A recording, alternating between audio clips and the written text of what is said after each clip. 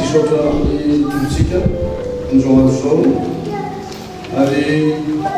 matosany tanteraka dia misy ihany koa ny olona miara-miasa marobe izy ireo ao amin'ny FPMA zay atsika na amin'ny fobe zany na amin'ny fahatany fahavalina izay fahatany misy atsika amin'ny fotoan'izao. Tsika moa voanyana no finaka amin'izany fahatany zany nefa dia mahatsapasady ny fiangonana fa voadidan'ny olona mandray anjara mandray tompon'andraikitra miara-manay indrindra ao anatin'izany fahatany zany ary tsika CFJ dia fiangonana miomana indrindra amin'ny filosoana amin'ny alamana ny fianarana ten'Andriamanitra mivavaka araky ny falazain'ny mpitandritsika matetika ary isaky ny alahady mihitsy azy. Dia isaorana ireo olona tompon'andraikitra izay tonga ny drodrodro androany na dia lavitra misy azy ny fonenany metsaka ny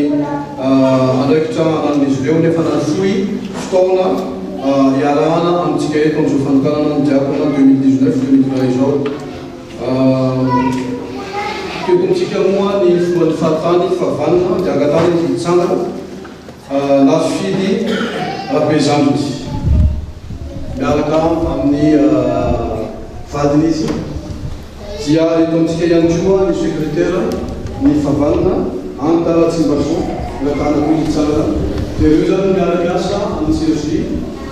mbola maro ny membre zany fahatany zany fa izy mivivianada no tonga zany ny nafidy no tonga amin'nyfantsika dia saorana saorana semotra Andriamanitra tonga so ary mahery aranadava amin'ny asa zay tsy sarotra tsy izay minona fa sarotra indrindra ary indrindra amin'ny tany misy atsika aty frantsa amin'izao dia saorana fisaorana manokana tsy haiko tsy saotra ny filohan'ny FPMA ankehitriny zany mbola fitoina moa zany tamina seta solaibe isaorana izy satria tonga ihany koa da dia teo anany asa mandraraha marobe dia zany indrindra amin'izao fanombohana ny fandraisany ny asa amina filo synodaly izy ao amin'ny FPMA zao dia tonga manasikatsika teto ary tonga niaraka mankalaza izao fotoana izao. Dia isaorana anao pasteur seta